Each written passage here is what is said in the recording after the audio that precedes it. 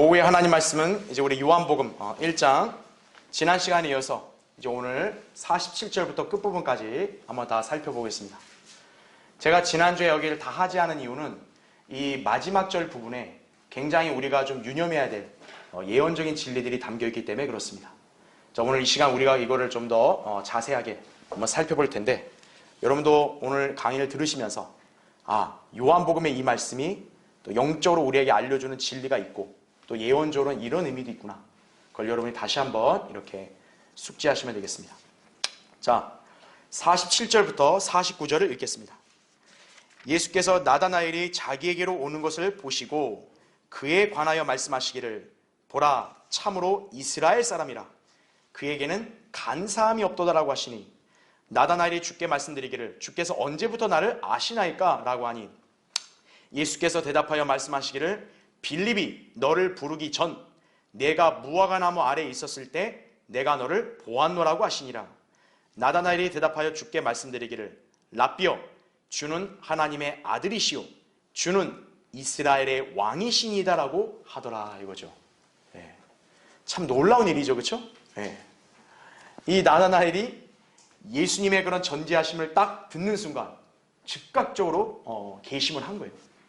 그래서 예수 그리스도를 즉각 믿은 거죠.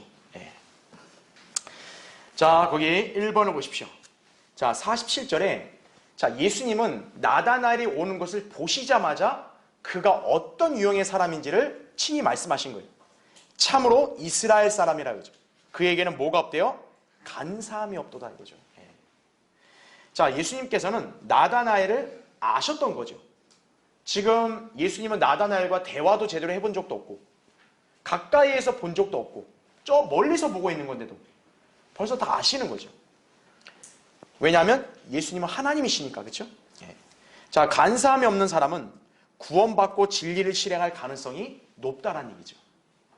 지금 나다나엘은 제가 지난 시간에도 얘기했다시피 처음부터 빌립이 전한 메시아에 관한 거를 바로 믿은 게 아니라 처음엔 약간 좀 냉소적인 반응이었죠.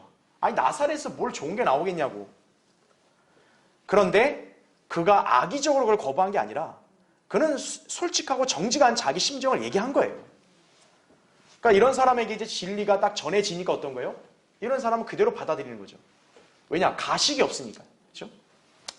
자, 괄호 1번. 그래서 여기서 간사함이 없다는 것은 교활하거나 사기성이 없고 정직하고 선량하다는 뜻이다, 이거죠. 자, 이런 사람은 하나님의 말씀에 귀를 기울여 그것을 받아들일 소지가 있는 사람이다, 이거죠. 그래서 거기 누가복음 8장 15절 기재되어 있죠. 씨가 좋은 땅에 떨어졌다는 것은 정직하고 선한 마음으로 말씀을 듣고 지켜서 인내로 열매를 맺는 자들이라, 이렇게 말씀하고 있죠. 자, 여기 씨 뿌린 자의 비유에서 씨는 하나님 말씀이죠. 그러니까 여기는 좋은 마음밭을 가진 사람이에요.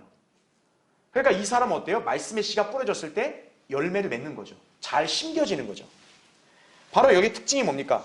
정직하고 선한 마음을 가졌기 때문에, 그래서 말씀을 받아들인 거란 얘기죠.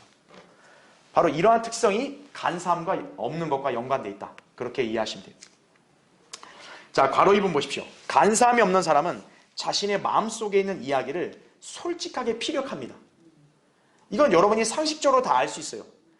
간사한 사람은 어때요? 자기 속내를 절대 드러내지 않고 겉으로는 동의하는 척하는 거죠. 그러나 간사함이 없는 사람은 자기 있는 그들의 마음이 나온다, 이거죠. 자, 일례로 우리는 베드로의 경우를 보면 간사함이 없는 특성이 어떤 것인지를 알 수 있죠. 사실 제자들 중에서 자기 마음에 있는 심경을 정말 예수님 앞에 솔직하게 얘기하는 사람이 베드로예요, 사실은. 그렇죠? 예수님이 제자들 발을 씻겨줄 때도 베드로가 어때요? 주님이 왜 내 발을 씻어요? 나 절대 못 씻게 할 거예요. 막 그러잖아요, 그렇죠?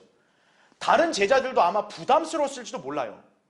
예수님이 왜 내 발을 씻나? 근데 정작 말은 못하지만 베드로는 말하는 거죠. 어떻게 보면 이런 것이 바로 간사함이 없는 한 예라고 볼 수 있는 거죠. 또 마태복음 16장 22절도 예수님이 십자가의 죽음을 얘기할 때도 절대 그런 일이 있으면 안 된다고 자기의 정직하고 솔직한 심정을 얘기한 거예요. 그죠? 자, 구약에서는 요나의 경우도 그 예가 되겠죠. 하나님 앞에서 가식 없이 있는 그대로 자신의 마음을 고백했죠. 하나님께서 요나 보고 야 네가 성내는 게 잘하는 거냐? 예, 제가 죽어도 난 성내는 게 잘하는 거라고. 하나님 앞에서도 자기가 솔직한 심정을 그대로 얘기하죠. 근데 하나님은 그런 요나를 나무라지 않은 거예요. 왜? 가식을 부린 게 아니라 하나님 앞에서 있는 그대로 얘기했으니까. 그러나 그는 하나님을 대적하려는 사람이 아니니까요.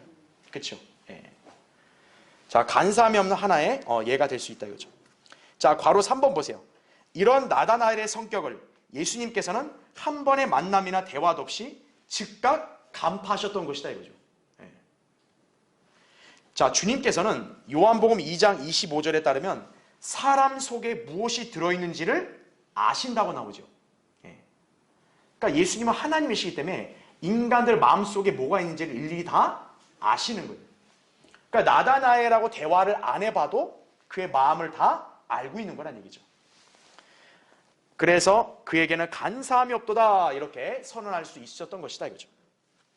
그래서 괄호 4번 보세요. 따라서 간사함이 없는 사람은 비록 그의 내면의 생각이나 의도가 직설적으로 드러나거나 노골적인 반응이 나타나므로 상대방을 당혹하게 할 수는 있으나 진리에 대해 악의적으로 거부하지는 않는다는 얘기죠. 예.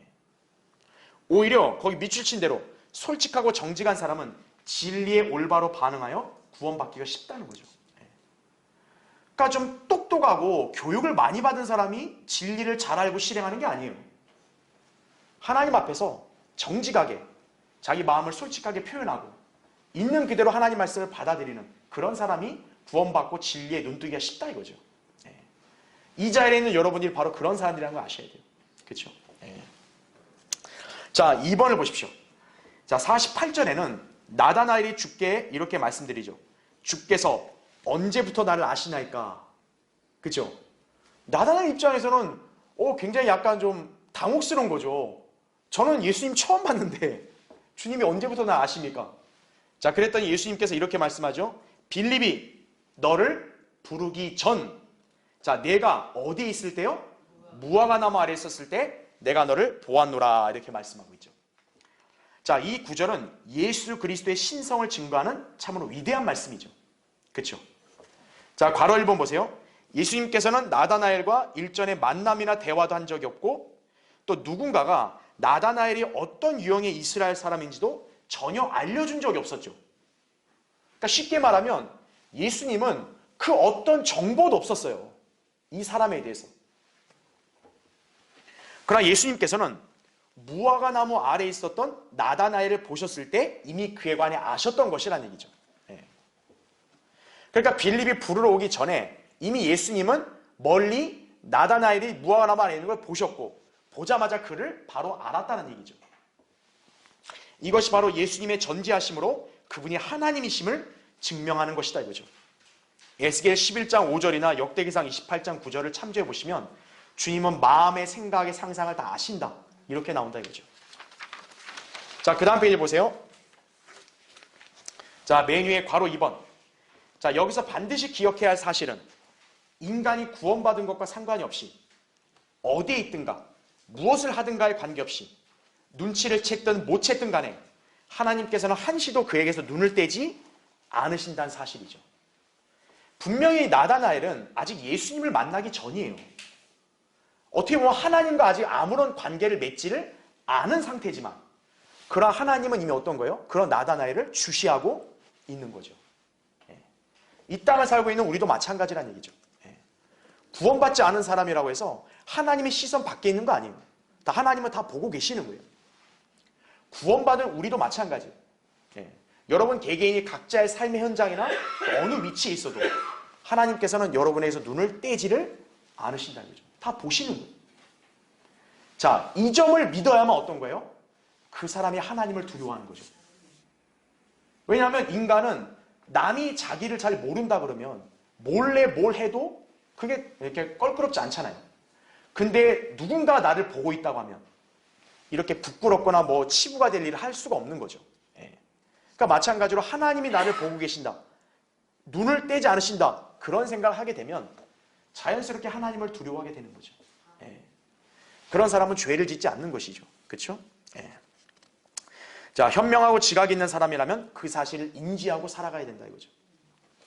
자, 이제 3번을 보십시오. 여러분 나다나엘 입장에서 이게 참 얼마나 깜짝 놀랄 일이겠어요. 그러니까 나다나엘은 역시 간사함이 없는 사람답게 이렇게 뭔가를 재거나 망설이지 않고 즉각 그냥 예수님을 믿죠. 자, 49절에 이렇게 고백합니다. 랍비여, 랍비는 선생님을 말하는 거예요. 주는, 자 뭐라고 해요? 하나님의 아들이시오. 주는 또 뭐라 그래요? 이스라엘의 왕이십니다 이거죠. 나다나엘이 전에 한 번도 만나본 적 없는 분이 자기에 대해 모든 것을 알고 계신다는 사실을 알고 그분의 심성을 깨달았다는 얘기죠. 그러니까 어떤 거예요? 예수님을 당신은 선지자입니다 이렇게 얘기하는 게 아니라 주님, 하나님으로 호칭을 부르죠. 하나님의 아들이십니다 주님은. 왜요? 자기에 대해서 이렇게 아는 것은 하나님이시니까 가능하다 이거죠. 네. 그래서 그분을 하나님의 아들, 그리고 여러분 여기 잘 표시해 두세요. 뭐라고 고백을 해요? 이스라엘의 왕이시다 이거죠. 네. 왜냐하면 빌립이 나다나엘에게 예수님에 관해 뭐라고 증거했어요? 모세가 율법에서 예언했던 대로 바로 메시아라고 이렇게 얘기했잖아요. 그렇죠? 그러니까 그대로 이제 빌립의 증거를 믿게 된 거죠. 예수 그리스도를 만나고 나서. 그렇죠?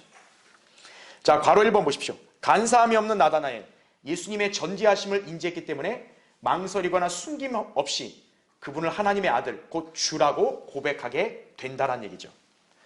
자, 그는 십자가 위에서 회심한 강도와 같은 믿음으로 고백을 했죠. 여러분 예수님 십자가 옆에 달린 강도가 죽기 전에 예수님을 주여 이렇게 부르죠. 주여. 그건 예수님을 하나님으로 믿었다는 얘기거든요. 누가복음 23장 42절에 나오죠. 바로 예수 그리스도를 하나님의 아들, 주님으로 믿는 것이 신약시대에 구원받는 방법이라는 얘기죠. 그래서 거기 밑줄 친 대로 신약시대 죄인들이 구원받을 수 있는 성경적 원칙이 바로 이거다라는 얘기죠. 예수 그리스도를 하나님의 아들로 믿는 것이에요. 그게 사도행전 8장 37절에 나온 말씀이에요. 개역성경에는 여기 없음이라 돼 있어요. 이 구절이 없음이라 돼 있어요. 그러니까 로마서 10장 9절 10절도 보면 예수님을 주라고 믿고 고백을 한 사람이 구원받는다고 이렇게 기록을 하고 있죠. 요한복음의 주제기도 한 거죠. 요한복음 20장 31절에 예수가 그리스도 곧 하나님의 아들이심을 믿는 사람이 영생이 있다고 얘기하잖아요. 그렇죠? 예. 그렇기 때문에 그 요한복음이나 책의 특성에 맞게 지금 나다나엘이 예수님을 향한 이런 고백을 여기에 기록을 한 것이다 이거죠. 자, 괄호 2번 보십시오. 그런가 하면 나다나엘은 자, 예수님을 또 뭐라고 고백을 해요?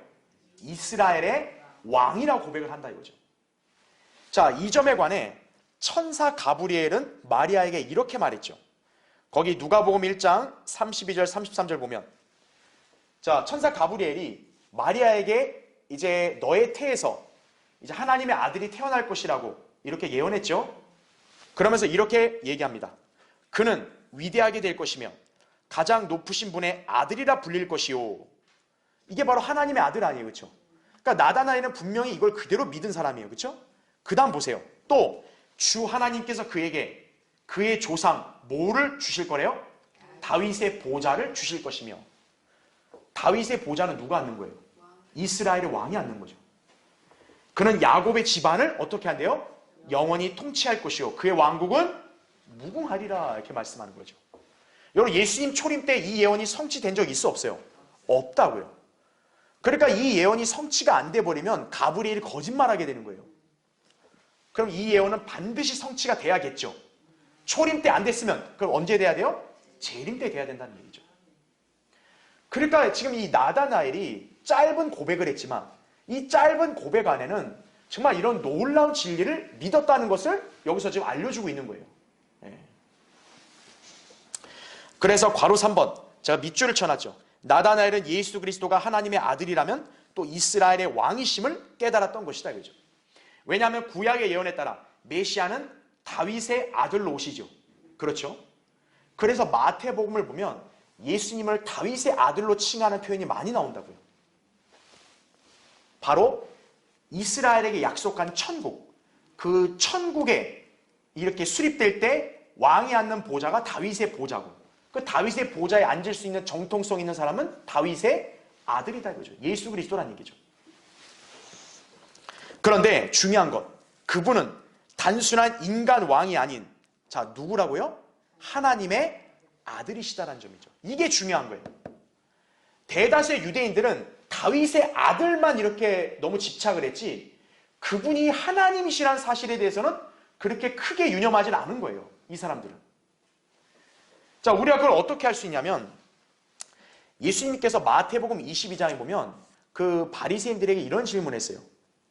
야, 그리스도가 어디서 오냐 이거예요. 다윗의 아들로 온다 이거죠. 근데 왜 다윗이 자기 후손으로 메시아가 오는데 자기 후손을 왜 주라고 불렀냐 이거예요. 답변이 뭐라 이거예요. 그들 중에 답변한 사람이 있었을까요? 한 사람도 없는 거예요. 왜 답변을 못해요? 그들은 다윗의 아들로 오시는 메시아가 하나님이시라는 사실을 유념하지 않은 거예요. 예. 그래서 마태복음 22장 45절을 보면 구약에서도 다윗이 자기 후손 중에 이제 그리스도가 나온다는 걸 얘기하잖아요. 그렇죠? 근데 그 그리스도를 다윗은 뭐라고 부르냐? 자기 후손이면 서열상으로 볼 때 자기보다 한참 아래잖아요. 그럼에도 그분을 주라고 부른다 이거죠. 주는 누구의 호칭이에요? 하나님의 호칭이죠. 네. 바로 이 점이 중요하다는 거죠. 그러니까 나다나엘의 고백은 상당히 심오한 거예요. 주님은 이스라엘의 왕이시지만 그보다 앞서 어떤 분이다? 하나님의 아들이시다. 하나님이시다라는 거죠. 예. 자, 그래서 괄호 4번 보세요. 나다나엘이 예수님에 관해 이런 심오한 진리를 그럼 어떻게 알고 믿을 수 있었는가 이거죠. 여러분 생각해 보세요. 나다나엘이 뭐 대단한 교육을 받은 사람이겠어요? 근데 어떻게 나다나엘은 이런 성경의 아주 심오한 진리를 알았냐 이거죠. 간단합니다. 그에게는 뭐가 없었기 때문에? 간사함이 없었기 때문에. 그런 사람은 성경의 진리들을 쉽게 깨달을 수 있는 법이다라는 얘기죠. 예. 그래서 거기 제가 교환에 기재해놨는데 잠언 8장 8절 9절을 보면 이런 말씀이 있죠. 내 입의 모든 말들이 의에 있나니 그 말에는 비뚤어진 것이나 왜곡된 것이 전혀 없느니라.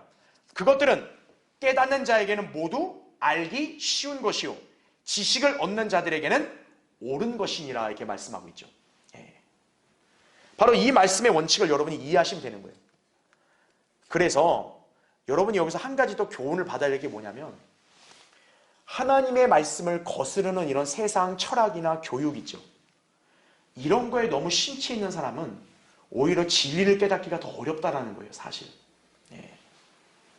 하나님 말씀에 역행이 되는 그런 온갖 종교의 이론이 있죠. 그런 여러 가지 비성경적 교리 있죠. 여기에 너무 매몰되어 있는 사람은 사실 단순하면서도 명확한 진리를 깨닫기가 무척 어렵다는 점을 아셔야 돼요. 그래서 때로는요, 단순한 사람이 좋은 거예요. 네. 뭐 여러 가지 잡다한 지식에 오유면 안 되고 그냥 잘 모르고 때로는 어리석어도 하나님 말씀이 난 그대로 믿겠습니다. 그 사람이 오히려 현명해지는 거예요. 네, 그걸 아셔야 됩니다. 자, 이제 밑에 4번을 보십시오. 자, 그래서 우리는 여기서 하나의 영적인 진리를 배울 수 있는 것. 바로 예수 그리스도를 만나러 가면 간사함이 없는 사람은 그 예수 그리스도의 말씀을 그대로 믿고 회심을 하는 거죠. 예. 나다나엘이 바로 그 한 예인 거죠. 그렇죠? 자, 그런데 우리는 단순한 영적인 진리만 보는 게 아니라 여기서 중요한 예언적인 요소를 봐야 됩니다. 자, 4번을 보세요. 이 본문에는 예언적인 진리들이 담겨 있는데 자, 여러분 지금 본문에서 표시를 잘 해두세요. 나다나엘은 뭐가 없다 그랬어요? 간사함이 없어요. 근데 그가 하필 어디 아래에 있다 그래요? 무화과 나무 아래에 있다고 얘기합니다. 무화과 나무 잘 표시해 두시고 그 다음에 나다나엘이 회심하자 예수님을 향해서 뭐라고 고백을 해요? 이스라엘의 왕이라고 고백을 합니다. 자, 이런 모든 요소들을 종합해 봤을 때 지금 이 본문에서는 재림에 관한 예언적인 진리들을 우리에게 암시해 주고 있다는 점을 여러분이 잘 기억을 해야 됩니다. 여러분은 그것까지 공부할 수 있어야 이 요한복음을 심오하게 이렇게 깨달을 수 있게 되는 거예요. 자, 괄호 1번 보십시오. 성경에서 무화과 나무는 자, 누구를 상징합니까? 이스라엘을 상징해요. 자, 거기 밑줄 친 거 보시면 이 나무는 예수님께서 유일하게 저주하셨던 그 나무죠. 마태복음 21장, 마가복음 11장 보면 이 무화과 나무가 잎은 굉장히 무성해요. 그럼 잎이 무성하면 그에 합당한 열매도 달려야 되는데 정작 열매는 있어 없어요? 없는 거죠. 사람을 아주 허무하게 만드는 거죠. 예수님이 이 나무를 저주해 버리십니다. 그 나무가 홀라당 말라버려요. 바로 뭡니까? 그게 이스라엘 민족의 상태라는 거죠. 그러니까 이스라엘 민족의 상태는 뭐예요? 입만 무성한 거예요. 외향적인 어떤 겉행실, 요것만 굉장히 그럴듯하게 갖춘 거고, 그 실상의 내면은 뭡니까? 변화된 상태가 아닌 거죠. 자, 이 무화과 나무의 특징이 뭡니까? 거기 제가 밑줄을 쳐놨죠. 뭐를 예표한다고요? 자기 의를 예표한다. 이건 제가 예전에 창세기 강의할 때 여러분 잘 배우셨죠? 아담과 이브가 범죄에서 벌거벗은 걸 알았을 때 가장 먼저 어떤 행동을 취합니까? 무화과 나무 잎으로 자기의 벌거벗음을 가리죠. 마치 뭐와 똑같아요? 오늘날 구원받지 않고 자기 의로 자기의 죄를 가리려는 그런 종교인들, 죄인들과 똑같은 유형인 거죠. 그래서 괄호 2번 보세요. 그런 무화과 나무가 이스라엘을 상징한다고 했을 때는 바로 밑줄 친 대로 자신들의 의를 내세움으로 인해 하나님의 의에 이르지 못하는, 즉 회심하지 않은 이스라엘 민족의 상태를 예표한다는 얘기죠. 아까 제가 오전 설교할 때도 얘기했다시피 로마서 10장 3절에서 바울이 얘기한 게 뭐예요? 그들은 열성은 있지만 지식이 없다는 거죠. 그러니까 어떻게 돼요? 하나님의 의를 거부하고 자기들의 의를 세운다는 거죠. 그게 이스라엘 민족의 특징인 거예요. 바로 그런 상태가 뭐와 똑같아요? 열매 없이 잎만 무성한 무화과 나무와 똑같다는 얘기죠. 자, 그런데 지금 예수님께서는 나다나엘이 바로 그 나무 아래에 있었을 때 그를 보았다고 하시면서 참으로 이스라엘 사람이라고 칭하셨던 것이다 이거죠. 그러니까 여러분이 지금 이 구절을 잘 보셔야 돼요. 자, 예수님은 나다나엘을 향해서 뭐라고 얘기해요? 네가 무화과 나무 아래에 있었을 때 너를 보았다 그랬죠? 그리고 그가 오니까 예수님은 그를 뭐라고 얘기합니까? 참으로 이스라엘 사람이라 하죠. 자, 우리가 예언적인 관점으로 만약 이걸 해석한다고 하면은 나다나엘은 자기 의로 가득한 이스라엘 민족의 한 유형이라 볼 수 있는 거죠. 그렇죠? 그런 나다나엘이 지금 어디 아래 있어요? 무화과 나무 아래 있죠. 무화과 나무가 자기 의를 예표한다 그랬죠. 그러니까 아무리 간사함이 없고 이렇게 솔직하고 선량하다 할지라도 여전히 그 사람은 뭐를 붙들고 있는가 똑같은 거예요? 자기의 의를 붙들고 있는 것과 똑같다는 얘기죠. 그래서 괄호 3번, 그렇게 볼 때 나다나엘은 예언적으로 이스라엘 민족을 대변한다고 할 수 있다는 얘기죠. 자, 이스라엘 민족이 자기 의를 고수하고 붙드는 거 언제까지 갈까요? 대환란 때까지 가겠죠. 그들이 대환란에 들어가는 목적도 바로 그거예요. 그들 안에 있는 자기들의 의, 인간의 그런 불결한 의를 하나님이 제거하시고 이제 하나님의 의를 받아들이게 하는 거예요. 하나님의 의는 누굽니까? 예수 그리스도죠. 이스라엘 민족은 가장 중요하게 해야 될 일들을 정작 안 하고 있는 거죠. 그러니까 그들은 대환란으로 들어가는 거예요. 그래서 이제 어떻게 됩니까? 대환란 끝에 이제 이스라엘에게 예수 그리스도가 나타나시잖아요. 그렇죠? 이제 그 사람들이 예수 그리스도를 만나면 어떻게 되겠어요? 이스라엘 백성은 영적으로 회심을 하는 거죠. 민족적인 회개를 하고 예수 그리스도를 받아들이겠죠. 그게 지금 나다나엘의 장면이 그거의 하나의 그림이라 볼 수 있다는 얘기죠. 그래서 보십시오. 나다나엘이 간사함이 없는 참 이스라엘 사람으로서 예수 그리스도를 영접했듯이 이스라엘 백성 중에 대환란 때 간사함이 없는 사람들은 예수 그리스도를 만났을 때, 다음 페이지요, 회심하고 그분을 영접하게 될 것이다라는 얘기죠. 그게 로마서 11장 26절부터 27절 그리고 스가랴 12장 10절을 이제 우리가 이 구절을 참조하시면 이해할 수 있다 이거죠. 그러니까 우리가 알 수 있는 게 뭡니까? 대환란 때 모든 이스라엘 사람이 구원받는 게 아니에요. 그렇죠? 남은 자들이 구원받아요. 그 남은 자들이야말로 하나님께서 참으로 이스라엘 사람으로 인정하시는 거죠. 그러니까 지금 왜 나다나엘한테 하필이면 참으로 이스라엘 사람이라 얘기하겠어요? 그리고 나다나엘이 지금 어느 나무 아래 있어요? 무화과 나무 아래 왜 있을 때 주님이 보셨겠냐고요.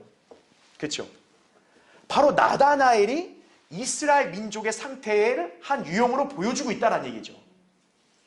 이스라엘 백성 중에서도 아무리 자기가 간사함이 없고 선량하다 할지라도 여전히 자기 의를 붙들고 있다면 소용이 없다는 거죠. 그런 사람에게 유일한 답은 뭡니까? 자기들의 메시아, 왕이신 분께로 와야죠. 그분을 믿어야죠. 그렇죠? 그래서 괄호 4번 보십시오. 따라서 여기 나다나엘의 고백 가운데 주님을 이스라엘의 왕으로 언급한 사실은 단순한 우연이 아니다라는 점이죠. 예수 그리스도가 이스라엘의 왕으로 등극하며 통치하실 때는 언제요? 재림 때다 이거죠. 그때 유대인들에게 있어 예수 그리스도는 이스라엘의 왕이 되실 것이다라는 거죠. 자, 그래서 다시 흐름을 정리하면 이스라엘 백성의 상태는 뭐예요? 마치 무화과 나무 아래에 있는 그런 이스라엘 참 사람들과 똑같다는 거죠. 그러나 그 무화과 나무를 떠나서 이제 예수 그리스도께로 오는 거죠. 그렇게 왔을 때 간사함이 없는 사람은 예수 그리스도를 즉각 알아보고 어떻게 하는 거예요? 나다나엘처럼 믿는 거죠. 그때 믿음의 고백, 이스라엘의 왕이시다라는 거죠. 예. 바로 대환란가에서 이제 이스라엘이 자기의 의를 회개하고 예수 그리스도를 만나게 됐을 때 그분을 믿고 변화되는 어떤 그런 하나의 예언적 진리를 여기서 암시하고 있다는 거죠. 예. 그러니까 우리는 이 요한복음의 말씀을 통해 단순한 어떤 영적인 교훈 이것만 배우는 게 아니고 이런 예언적 진리도 우리는 발견할 수 있다는 것이에요. 자, 지금 이제 50절부터 51절 보겠습니다. 자, 예수께서 대답하여 그에게 말씀하시기를 내가 너를 무화과 나무 아래에서 보았다고 하니 내가 믿느냐? 내가 이보다 더 큰 일들을 보리라고 하시고, 그러면서 51절 보세요. 또 그에게 말씀하시기를 진실로 진실로 내가 너희에게 말하노니 너희가 이후로는 하늘이 열리고 하나님의 천사들이 인자 위에 오르내리는 것을 보리라고 하시더라 이렇게 말씀하죠. 이거 굉장히 심오하고 약간 난해한 말씀이에요. 그런데 중요한 것은 예수님께서는 분명 나다나엘에게 이것을 예고하셨다는 거죠. 그러니까 이 일은 실제 그대로 있을 예언이라는 것을 우리가 믿어야 되는 거예요. 자, 이제 교환을 보세요. 그 밑에 1번. 자, 51절의 말씀은 재림에 관한 말씀이다라는 거죠. 그래서 여러분 밑에 괄호 1번을 보십시오.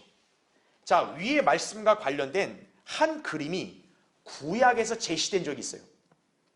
자, 이건 여러분도 아마 기억나실 거예요. 우리 예전에 창세기 공부할 때 창세기 28장에서 야곱이 자기 형 에서를 피해서 도망갈 때 그때 밤에 꿈을 꿨죠. 그때 야곱의 꿈에 어떤 모습이 연출됐습니까? 그쵸? 땅 끝에서부터 하늘까지 사다리가 딱 펼쳐지고 거기에 천사들이 오르락내리락 했다 이거죠. 자, 거기 교환을 보면 창세기 28장 12절에 바로 그 말씀이 있다 이거죠. 그러니까 사다리가 땅에 섰고 꼭대기가 하늘에 닿았고 그 다음에 하나님의 천사들이 오르락내리락 했다 그랬죠. 자, 야곱의 꿈에 나타난 이 장면을 지금 예수님이 나다나엘에게 예고하고 있는 거예요. 네가 이후로는 인자 위에 천사들이 오르내리는 것을 보게 될 거다 이거죠. 그래서 제가 창세기 강의할 때 여기 사다리가 예수 그리스도의 예표다 제가 이렇게 말씀드렸잖아요. 자, 그러면 우리가 알아야 될 게 그럼 이 구절은 예수님이 지금 나다나엘에게 말한 이때 성취된 거냐? 그렇게 오해하면 안 된다는 얘기죠. 왜요? 야곱 때부터 지금 예수님이 말한 이 순간까지 이 장면이 이 땅에 실제 있었던 적 있어요? 없었다는 얘기죠. 그럼 이건 예수님이 꾸며낸 얘기가 아니라면 반드시 일어나야 될 미래 예언인 거예요. 바로 언제 일어난다고요? 재림 때 일어난다는 얘기죠. 자, 바로 2번 보세요. 자, 여기서 주목해야 될 예언적 요소가 뭡니까? 하늘이 뭐예요? 열리고와 하나님의 천사들이다.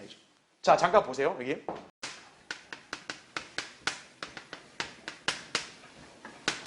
지금 나다나엘에게 예고하신 말씀에서 중요한 예언적 진리는 하늘이 일단 어때야 돼요? 열려야 돼요. 그럼 여러분 생각해 보세요. 무언가가 열린다는 건 무슨 개념입니까? 왜 열리겠어요? 누군가가 들어와야 되고 또 누군가가 나가야 되니까 열린다는 말을 쓰겠죠. 그러면 하늘이 열리는 거는 몇 번 있냐 이거예요. 앞으로 2번이다는 거죠. 자, 첫 번째, 이제 하늘이 열리게 되면 요한계시록 4장 1절에서 누군가가 올라갑니다. 예수님과 같이 하늘로 들어가는 거예요. 우리가 잘 아는 사건 바로 뭡니까? 휴거죠. 이제 휴거가 될 때는 하늘이 열린다는 표현을 씁니다. 왜? 하늘이 열려야 예수님이 내려와서 우리를 데리고 들어가시는 거죠. 계시록 4장 1절에는 하늘이 열린다는 표현이 나와요. 두 번째는 또 하늘이 열린다는 표현이 한 번 더 나옵니다. 계시록 19장에 19장 11절에 하늘이 열린다는 표현이 나오는데 이때는 뭐냐? 예수님과 군대들이 내려와요. 바로 어느 사건입니까? 재림이라는 거죠. 예. 그래서 하늘이 열리는 건 두 번이라는 거죠. 자, 두 번째는 이번에 하나님의 천사들이죠.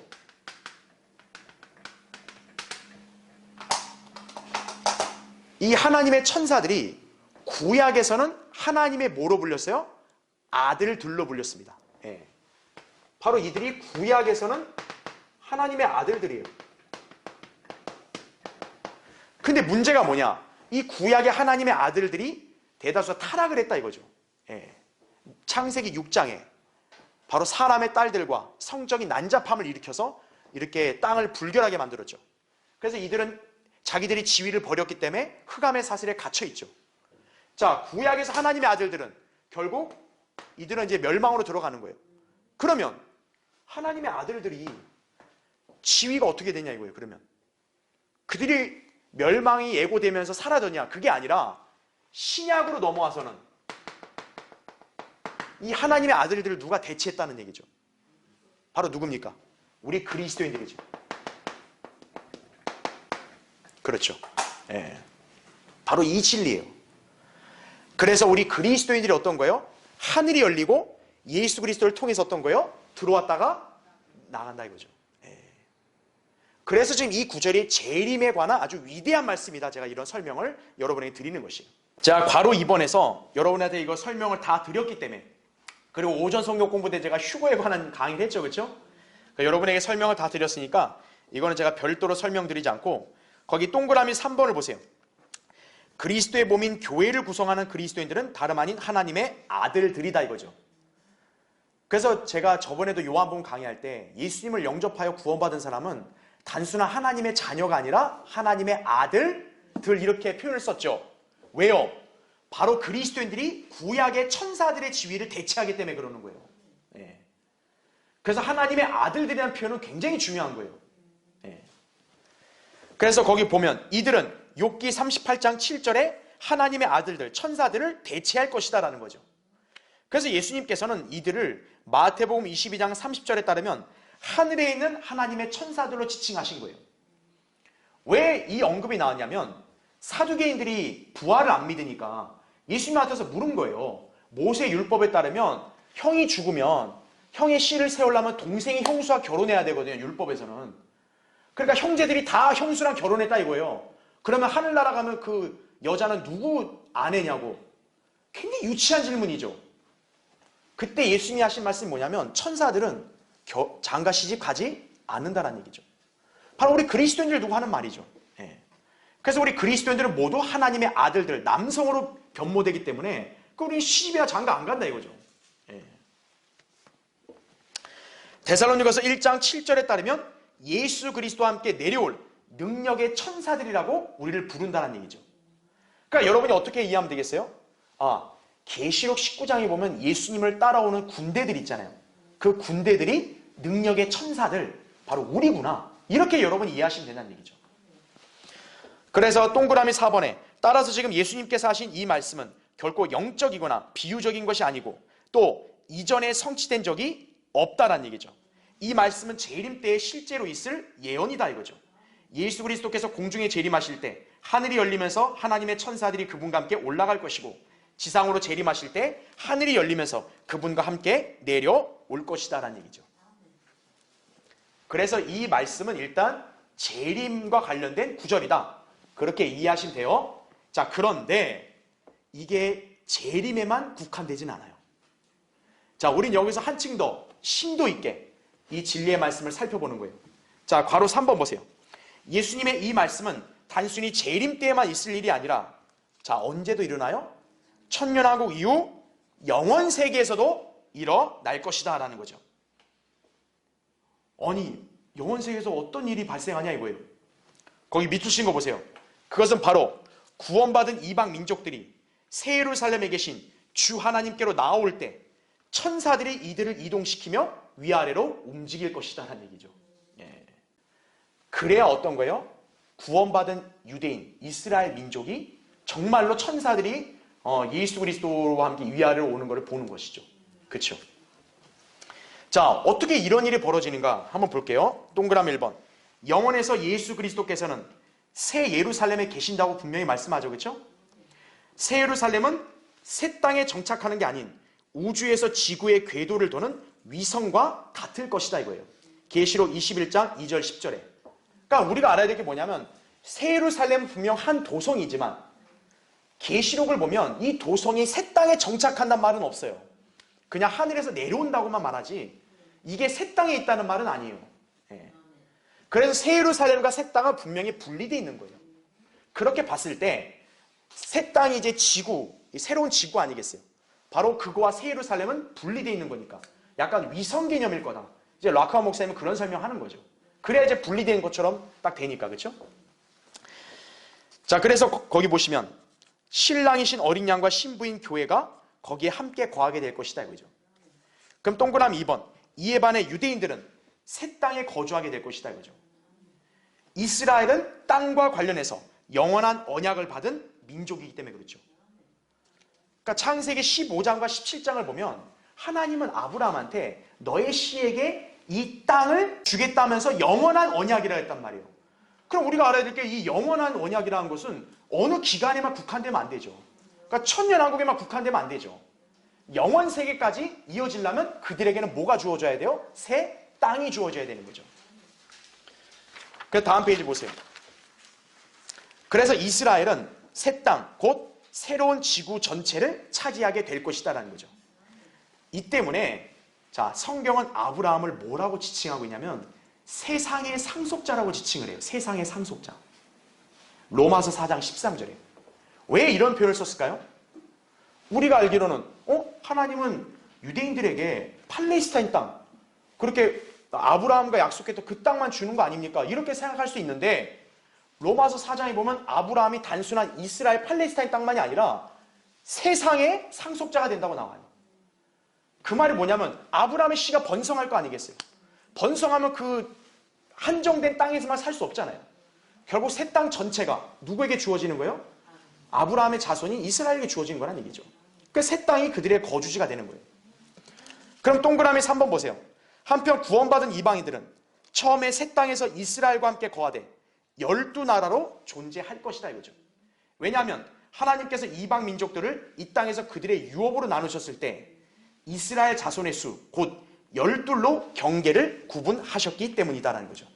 신명기 32장 8절에 기록된 걸 보면 하나님께서 민족들을 야곱의 그 자손들의 지파수대로 유업을 나누셨다고 말합니다. 바로 이방 민족들을 하나님께서는 어떤 경계로 삼는 거예요? 이스라엘 민족 각 지파마다로 경계를 삼으시는 거예요. 그럼 이스라엘 지파가 몇 개예요? 전체 12지파니까 12민족으로 나뉘게 되는 거죠. 그렇게 보면 지금 우주의 은하계 황도 12궁이라 얘기하잖아요. 예, 은하수가 그렇죠. 그러니까 왜 12궁이냐 그죠? 왜 12궁? 100개 궁도 아니고 바로 그 이유가 있는 것이죠. 예. 자, 어쨌든 그 부분은 나중에 제가 요한계시록 강의할 때 자세히 설명을 드리고요. 자, 그래서 우리가 알아야 될 게 뭐냐? 일단 영원시대에 구원받은 이방인들은 유대인과 함께 일단 새 땅에 있는 거예요. 근데 새 땅이 이제 포화 상태가 될 거 아니겠어요? 그러면 그 땅에 오직 누구만 거해야 돼요? 유대인, 이스라엘만 거해야 되겠죠. 그럼 이방인들이 이제 어떻게 해야 돼요? 그 땅을 떠나면 새 하늘로 가는 것이죠. 예. 그래서 영원한 거처로 삼게 될 것이다. 그죠? 자, 그렇게 되면 거기 동그라미 4번 보세요. 이게 중요합니다. 여기에서 이방인들에게는 각 민족마다 자, 뭐가 있을 거라 그래요? 왕이 있을 것이라고 계시록 21장 24절에 말씀하고 있습니다. 그들 각 민족에게는 새 예루살렘으로 들어올 뭐가 배정이 된다고요? 한 문이 배정될 것이다. 그죠? 그게 계시록 21장 13절에 나와요. 왜 새 예루살렘의 대문이 12대문이냐 이거예요. 이스라엘 지파가 몇 개? 12지파. 그 새 예루살렘 도성으로 들어올 수 있는 그 문이 12개라는 것은 그 민족들이 몇몇 민족으로 나뉜다고요? 12민족으로 나뉜다는 얘기죠. 그러면 각 지파가 그 이방인들을 마치 유업으로 삼고 있는 것처럼 그렇게 주관하는 거죠. 자, 그러면 어떻게 해요? 거기 나온 대로 밑줄 친 거 보시면 하나님의 천사들이, 자, 하나님의 천사들이 누구예요? 바로 우리 그리스도인들 아니에요. 예. 도성과 땅 사이를 어떻게 해요? 위아래로 다니면서 땅의 왕들이 그들 자신의 민족들에게 할당된 각 문을 통해 새 예루살렘에 들어오도록 그들을 어떻게 한다고요? 이동시킬 것이다 이거죠. 그러면 어떤 거예요? 이 예수님이 예고하신 이 말씀대로 하나님의 천사들이 인자 위로 오르내리는 거죠. 바로 영원 시계까지 확대해서 이게 적용이 될 수 있는 예언이라는 것이에요. 자, 그래서 이걸 다시 한 번 더 설명드리면, 자, 천사들이 오르락 내리락 한다. 이랬을 때는 아까 얘기했던 대로 일단 재림 때 일단 이런 모습이 있겠죠. 근데 중요한 것은 영원 시대까지도 이게 확대가 될 수 있다 이거죠. 왜요? 영원 시대에서는 분명히 새 하늘, 새 땅, 새 예루살렘이 있는데, 자, 경배를 받으셔야 될 하나님과 어린 양은 어디 계세요? 그 세 군데 중에 새 예루살렘에 계시는 거예요. 그렇죠? 그래서 영원 시대에는 바로 이 새 예루살렘에 하나님이 계신다 이거죠. 거기다가 새 예루살렘은 누가 거주하는 거예요? 교회가 거주하는 거죠. 그래서 교회가 있는 거예요. 그렇죠? 그러면 영원 시대에 사는 구원받은 민족들인 이 사람들은 어떻게 해야 돼요? 하나님 앞에 경배를 드려야 될 거 아니에요. 그럼 경배 드리려면 이 이방 민족들은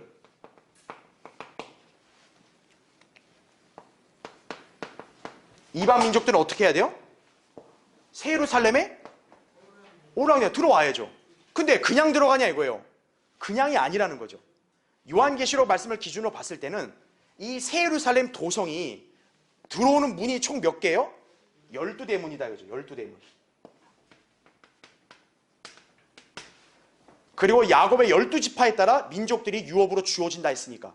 그래서 이방 민족들이 12민족으로 나뉘게 되면 각 지파에게 할당된 문이 있을 거 아니에요. 그렇기 때문에 하나님은 질서에 맞게 자기 민족에 해당되는 문으로 들어오는 거죠. 그럼 이때 어떻게 들어오냐? 자, 이방 민족들도 하나의 민족이자 왕국이잖아요. 그럼 어때요? 이들에게도 뭐가 있어야 돼요? 왕이 있단 말이에요. 그래서 계시록 21장에도 땅의 왕들이란 말 쓴다 이거죠. 예. 그래서 이 이방 민족들도 각 민족의 왕들이 있죠. 이 왕들의 통제 아래서 이 민족은 어떤 거예요? 우리가 매달 이렇게 해당되는 그 문에 들어가는 거죠. 왜? 들어가서 경배드리고, 더 중요한 거, 나중에 제가 계시록 강의할 때 말씀드리겠지만, 이 영원 세계로 들어온 이방 민족들은 뭐를 먹어야 됩니까? 생명나무의 과실을 먹어야죠. 그러려면 어떻게 해야 되는 거예요? 새 예루살렘으로 들어와서 경배를 드려야 되는 거예요. 우리는 생명나무 과실 먹을 필요 있어 없어요? 우리는 없어요. 왜? 우린 이미 영원한 생명을 소유했기 때문에. 우린 천사들이니까. 그러나 이들은 어때요? 우리와는 다르다는 거죠. 이들은 영원 세계로 들어왔지만 우리는 예수 그리스도 같은 하나님의 천사들로 변모된 사람들이고, 이 사람들은 그 옛날 타락하기 이전에 아담과 이브 같은 그런 사람들이죠. 그러니까 이런 사람들은 뭡니까? 결혼하는 거죠. 그러니까 이 사람들은 자녀를 낳는 거죠. 그러면 자녀를 낳게 되면 어때요? 이들도 계속 영원히 살려면 뭐를 먹어야 돼요? 생명나무의 과실을 먹어야 되는 거죠. 네. 그렇기 때문에 이방 민족들이 바로 새 예루살렘으로 정해진 달에 그 문으로 들어와야 돼요. 그럼 이때 어떻게 들어와요? 야 가자! 이렇게 들어오는 게 아니라 바로 이들을 천사들이 이동을 시킨다는 거죠. 왜냐하면 새 예루살렘은 분명히 새 땅과 분리되어 있잖아요. 따로 떨어져 있잖아요. 그러니까 어떻게 해야 되겠어요? 위로 오르락 내리락 해줘야죠. 그 오르락 내리락 할 때 이 왕의 통솔 아래 민족들은 이동할 때 누구를 통해 이동하는 거예요? 우리 천사들을 통해 이동하는 것이에요. 그걸 보여준 거예요. 그러니까 이 아주 심오한 진리를 여러분이 요한계시록을 통해서도 잘 이걸 유념할 수 있어야 한다는 얘기죠. 바로 4번. 그러므로 예수님께서 지금 나다나엘에게 하신 말씀은 미래에 있을 일을 예고해 주신 것이다. 이거죠. 여기서 나다나엘을 예언적으로 구원받을 이스라엘 민족을 대변한다고 했을 때 그들이 재림 때 혹은 영원 때 그러한 일을 목도하게 될 것을 예고해 주신 것으로 볼 수도 있다는 얘기죠. 그러니까 왜 나다나엘에게 참으로 이스라엘 사람이라는 표현을 왜 쓰겠냐고요. 예언적으로는 나다나엘이 대변하는 거예요. 이스라엘 민족을. 그렇죠? 자, 여기 너무 심오하고 또 시간이 많이 걸리기 때문에 여기까지만 할게요. 그래서 밑에 2번 보십시오. 나다나엘에게 예고하신 예수님의 말씀이 문자적으로 성취될 예언이라면 예수 그리스도께서 문자 그대로 재림하셔서 이스라엘 왕으로 통치하실 것이라는 예언 또한 문자적인 진리라는 걸 우리가 믿어야죠. 그렇죠? 그렇다면 예수님께서 통치하실 왕국 역시 지상에 세워질 문자적인 왕국인 셈이다라는 거죠. 제가 이걸 왜 강조하냐? 대다수 교회들이 그렇게 안 믿으니까요. 여기 이스라엘 왕 나왔으면 그럼 이분은 어떻게 해야 돼요? 이스라엘을 통치하셔야 돼요. 근데 대다수 이 개신교의 신학자들, 주석가들, 목사들 다 통틀어서도 이스라엘 왕 하니까 그냥 예수님 높이는 표현이야. 이런 식으로 넘기는 거예요. 왜? 그들은 재림과 천년왕국을 문자 그대로 안 믿으니까. 예. 그들은 하나님께서 이스라엘 영원히 버렸다고 그렇게 가르치니까요. 그러니까 여기 이스라엘 왕이라는 것도 그냥 대충 넘기는 거예요. 아예 그냥 높이는 거야, 예수님을. 그게 아니라는 거죠. 이거는 분명한 예언적 진리를 우리에게 암시해주고 있는 거란 얘기죠.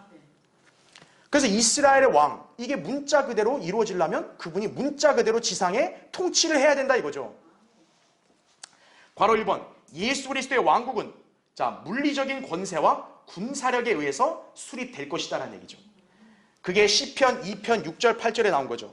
내가 나의 거룩한 산 시온 위에 내 왕을 세웠도다 하시리라 이렇게 말씀하죠. 그 다음에 하나님이 아들에게 이렇게 말해요. 내게 구하라.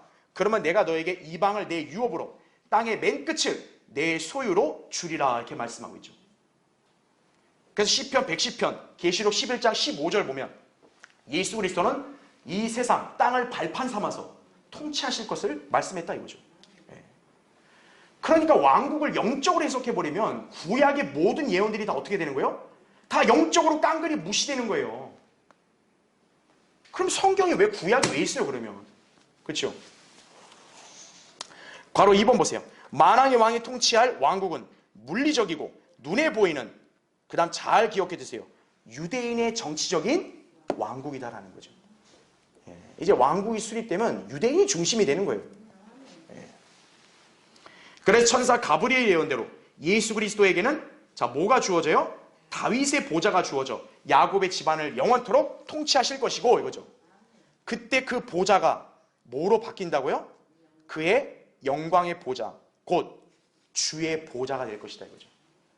아까 얘기했잖아요. 다윗의 아들은 다윗이 그를 나의 후손이라 부르지 않고 주라고 불렀죠. 단순한 다윗의 씨가 아니라 하나님이시니까. 그러니까 여기서도 예수 그리스도가 다윗의 아들로 오시지만 실상 그분은 하나님이시잖아요. 그러니까 그분이 다윗의 보좌를 앉으면 다윗의 후손의 보좌 이게 아니라 주의 보좌가 되는 거예요. 그래서 이 명칭은요 신약에 나오는 게 아니라 어디서 나와요? 구약에서 나와요. 역대기상 29장 23절, 예레미야 3장 17절에 말씀한다 이거죠. 그래서 괄호 3번, 따라서 나다나엘이 예수님을 향해 주는 하나님의 아들이시오 주는 이스라엘의 왕이시니다라고 한 고백은 재림과 연계된 예언적 진리를 보여주는 것이다. 이걸 기억해야겠죠. 이제 결론적으로 요한복음 1장 예수 그리스도께서 태초부터 계신 말씀 하나님이심을 증거하면서 그분의 장엄하심을 소개하고 있죠. 그뿐만 아니라 1장에서는 예수 그리스도에 관해서 어떤 명칭들이 나오냐면 생명이다. 4절에 나온 대로 그렇죠? 그 다음에 참 빛이시다. 9절에 나온 대로. 그 다음에 29절에는 하나님의 어린 양이시다. 그리고 38절에는 랍비 혹은 선생이라는 명칭이 붙고요. 41절에는 메시아 또는 그리스도라는 명칭이 붙고요. 34절 49절에는 하나님의 아들, 49절에는 이스라엘의 왕, 51절에는 인자 등으로 언급되고 있다 이거죠. 한마디로 이 땅에 사는 모든 인간들은 말씀이신 하나님이 인간으로 오신 분이 바로 예수 그리스도이고 그분을 당연히 믿어야 함을 강조하고 있는 것이다 이거죠. 요한복음이라는 책이 이토록 심오하고 영적인 책인 것이, 그러나 우리에게 분명히 계시되고 우리가 그대로 믿을 수 있는 그런 하나님 말씀이라는 것을 잘 기억해야 합니다. 다음 시간에 계속하기로 하겠습니다.